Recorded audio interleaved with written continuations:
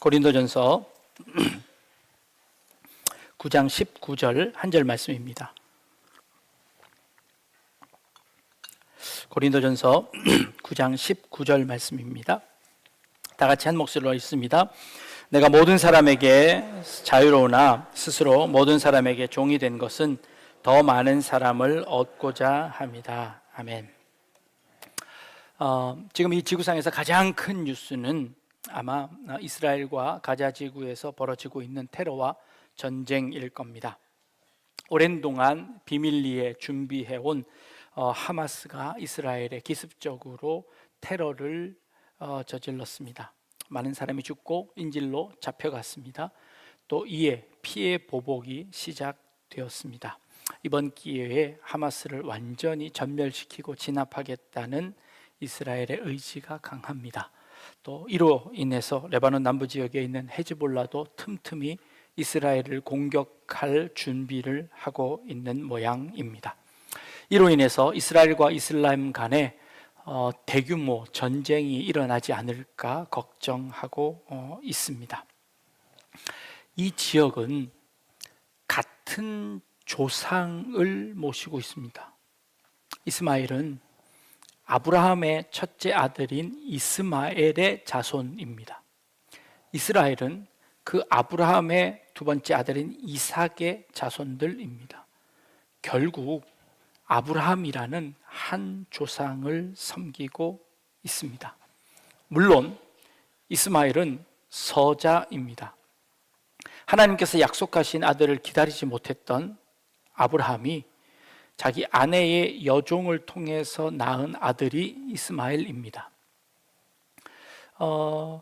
그리고 나서 정실 부인인 사라를 통하여서 아들을 또 낳자 이 이스마엘과 하갈이 이 낳은 이삭을 괴롭힙니다. 그러자 이 사라가 이 이스마엘을 쫓아내 버립니다. 아브라함은 어쩔 수 없이 그 이스마엘을 쫓아냅니다. 그러면서 이렇게 기도합니다.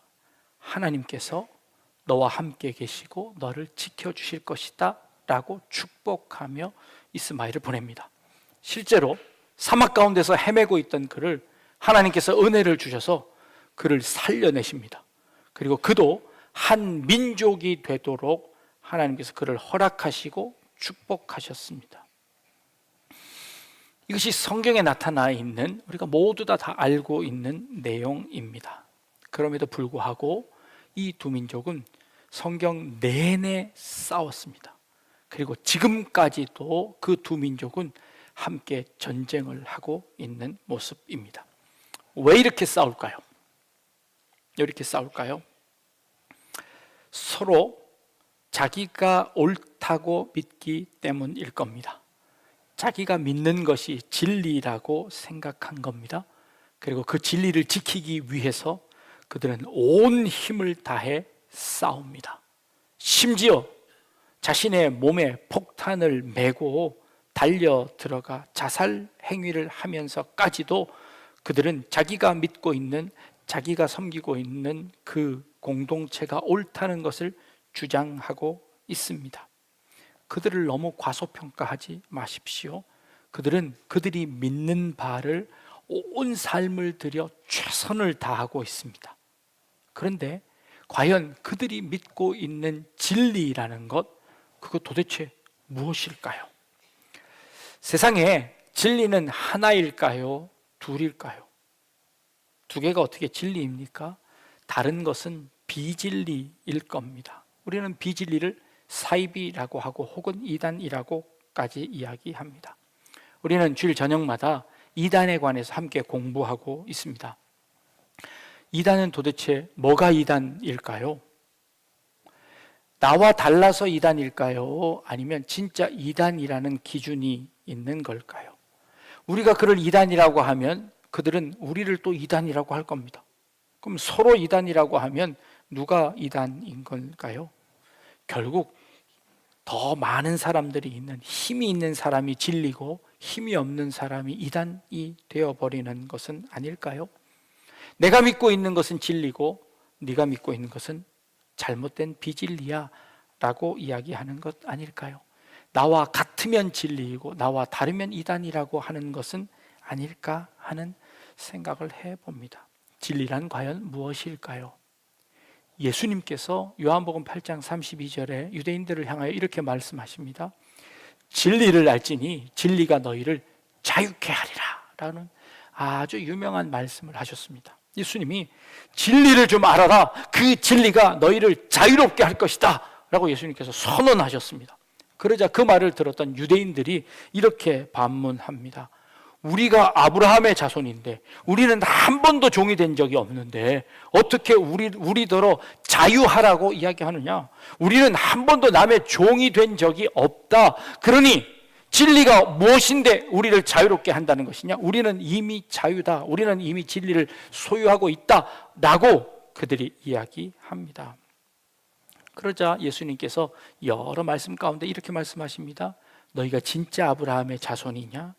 그런데 아브라함의 자손이면서 어떻게 아브라함이 했던 일들을 따라하지 않느냐? 아브라함이 했던 그 일들을 너희들 행하지 않느냐라고 이야기합니다. 아브라함은 그렇게 살지 않았다라고 그들에게 이야기합니다. 그러니 너희는 진리를 알지 못한다라고 예수님께서 말씀하신 것이었습니다. 진리는 무엇입니까? 진리는 자유케 한답니다. 진리는 자유롭게 한답니다. 자유는 뭔가요? 자유는 다양성입니다. 자유는 다름입니다. 다양한 길을 가는 게 자유입니다. 그러면 진리가 같음이라면 그 말을 다시 번역하면 어떻게 됩니까? 같음이 다르게 한다라는 겁니다. 말이 이상하지요? 진짜 같음, 진짜 진리라는 것은 모든 다름까지도 모든 것들을 다 끌어안을 수 있다는 그런 말이 아닐까요? 진리란 모든 것을 끌어안을 수 있다. 그만큼 넉넉함이 있는 것이 진리라고 생각하는 것 아닐까요? 진리란 모든 것을 용서하고 모든 것을 사랑할 수 있다는 것, 그것이야말로 진짜 진리가 아닐까요? 소설 하나를 소개하려고 합니다. 1851년도에 나온 미국의 소설인데요. 허먼 멜빌이라는 사람이 지은 소설입니다. 모비딕이라는 소설입니다. 모비딕 또는 또 웨일이라고 커다란 고래잡이 이야기입니다. 1820년 11월 20날 태평양 바다에서 정말 향유고래 한 마리가 그 포경선, 그러니까 고래잡이 하는 그 배를 공격해서 그 배를 전복시킨 적이 있습니다. 그래서 그 배가 전복됨으로 인하여서 그들이 난파선에 표류하게 되고 거기서 인육을 먹고 하는 그런 실제 일들이 하나 있었습니다. 그 일을 배경으로 해서 이 허먼 멜빌이라는 사람이 모비딕이라는 소설을 쓰게 되었습니다. 1850년대 미국은요 굉장히 급속도로 성장하는 그런 시기였습니다. 캘리포니아를 손에 넣고 그곳에서 금이 발견되고 또 여러 가지 부를 함께 누리던 그런 시기였는데, 그 당시에 이 고래잡이가 왜 성행했냐면 당시에 석유가 발견돼 석유를 사용하기 전이었습니다. 그때 고래의 기름은 연기가 나지 않고 굉장히 밝은 불을 낼 수 있었다고 합니다. 그래서 등대, 가로등, 공공건물, 부잣집 모든 곳에서 이 고래 기름이 아주 많이 쓰여지던 그런 때였답니다. 그래서 이 고래잡이 배가 얼마나 많았냐면 이 유럽에 있는 모든 배들보다 약 한 3배가량 많은 이 고래잡이 배들이 미국에 있었답니다. 그 당시에 그 미국에서 그 고래를 그렇게 수도 없이 잡아서 고래가 멸종 단계까지 가게 되었다는 것이지요. 그런데 그 소설에 어떤 한 사람이 등장합니다. 화자가 등장하는데 그 소설은 이렇게 시작합니다. 그 소설의 첫 문장은 이렇게 시작합니다. Call me Ismael이라고 합니다. 나를 이스마엘이라고 불러다오라고 이야기합니다. 어떤 책에는 이렇게 번역합니다. 그 다음 페이지요. 나는 이스마엘, 그냥 그렇게만 불러다오. 또 어떤 번역책은 이렇게 번역했습니다. 내 이름은 알 거 없고 그냥 이스마엘이라고 불러줬으면 합니다 라고 번역을 합니다. 이게 무슨 의미인지 아시겠죠? 이 사람이 그러니까 자신의 이름을 밝히지 않지만 자신의 이름을 이스마엘이라고 불러달라고 이야기하는 겁니다. 이 소설은 기독교가 이 미국 땅에 정착하며 그 기독교적 가치관이 그 미국을 휩쓸고 있을 그때에 아주 도발적인 첫 문장이었습니다. 백인이 나를 이스마엘로 불러달라라고 하는 그런 표현이었습니다. 여기에 등장하는 또 다른 주인공이 한 사람이 있는데, 이 고래를 잡으러 전진해가는 그 배의 선장이 있습니다. 이 선장의 이름은 무엇이었냐면 에이허브라는 사람입니다. 미국 말로 에이허브인데 이것을 우리말로 하면 아합입니다. 성경에 등장하는 아합 왕이지요. 그 아합의 이름을 쓴 그 선장인데, 그 선장이 그 고래를 잡으러 가면 이렇게 외치는 그 소설의 한 장면이 나옵니다. 모든 것을 파괴할 뿐 정복하지 않는 고래여, 나는 너를 향해 돌진하고 끝까지 너를 맞붙어 싸우리라. 지옥 한복판에서라도 너를 향하여 작사를 던지고 가눌 수 없는 징호를 담아 내 마지막 숨을 너에게 뱉어주마. 이렇게 아주 막 처절한 고를 외치며 이 고래잡이로 나갔습니다. 그가 왜 그렇게 되었냐면, 고래를 잡다가 그 고래에게 자신의 한쪽 발을 잃게 됩니다. 그 고래잡이를 하다가 한쪽 발을 잃게 되어서 그 고래에 원한이 생긴 겁니다. 그리고 그 원한을 갚기 위해서 그 고래를 쫓아가는 것이요. 그래서 그 고래를 결국 잡으려고 하는 그 시도를 합니다. 그 배에 탔던 1등 항해사 선장의 이름은 스타벅스입니다.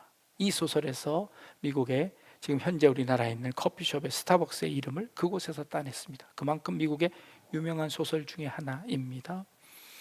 그 항해사와 함께 그 고래를 잡으러 가는 겁니다.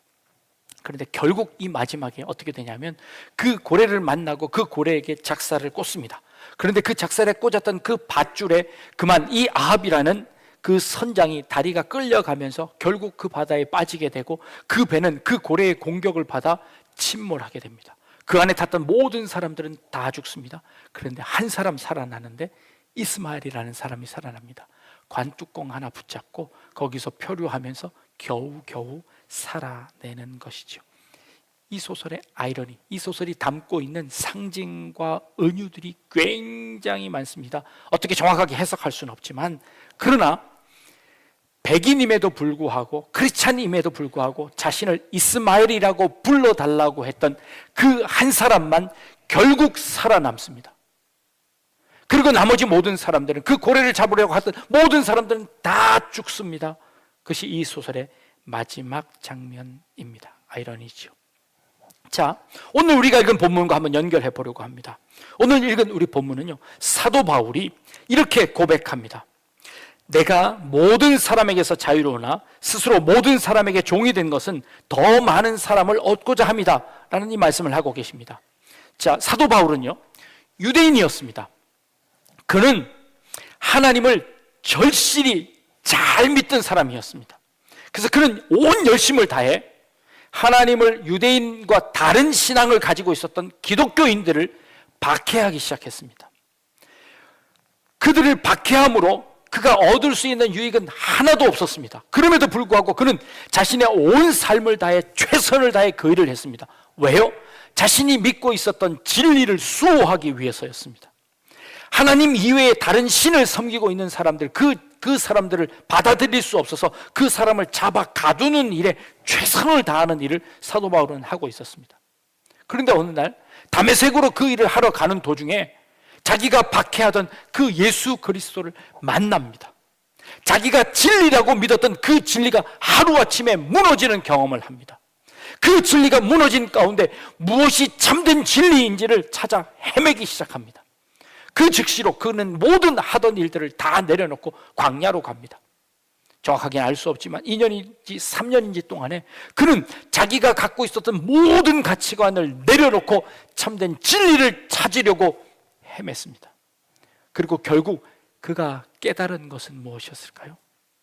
그가 깨닫고 나서 한 말입니다. 내가 찾은 진리는 유대인도 아니고 이방인도 아니고 나는 그 모든 것들을 다 함께 끌어안을 수 있는 바로 그 사명을 내가 가졌습니다. 그 진리를 내가 소유합니다 라고 이야기하는 겁니다. 오늘 우리가 읽은 본문 그 다음 절에 이렇게 이야기합니다. 사도 바울은 내가 유대인을 얻기 위해서 나는 유대인같이 되겠습니다. 내가 이방인을 얻기 위해서 나는 이방인처럼 살아가겠습니다 라고 이야기합니다. 그는 자기가 유대인임을 자랑스럽게 생각하던 사람이었습니다. 그 유대인이라는 그 정체성을 수호하기 위해서 자신의 목숨을 바치던 사람이었습니다. 그것이 진리인 줄 알았습니다. 그런데 참된 진리를 깨닫고 나서 그것이 진리가 아님을 깨닫고, 그 진리라는 것은 그 이방인들까지도 모두 다 끌어안는 진리라는 것을 깨닫게 되었습니다. 그래서 그는 유대인들에게는 유대인의 모습으로, 이방인들에게는 이방인들의 모습으로 그들에게 다가가겠다고 했습니다. 그가 깨달은 진리는요, 유대인과 이방인을 한꺼번에 다 아우르는, 그것을 한꺼번에 끌어안을 수 있는, 모든 것들을 다 포함할 수 있는 그런 진리를 깨달았습니다. 그것이야말로 참된 진리가 아니겠습니까? 그 자유를 얻었습니다. 유대인에게만 묶여 있어서 다른 것은 모두 다 제하여 버리는 그런, 오히려 그것에 갇혀버리는 속박이 아니라, 그가 깨달은 진리는 그 모든 것을 다 아우를 수 있는, 그 모든 것을 다 포함할 수 있는 더 큰 진리를 알게 되었죠. 서로를 밀어내기만 하는 진리가 아니라 그를 끌어안을 수 있는 그 진리를 얻게 되었습니다.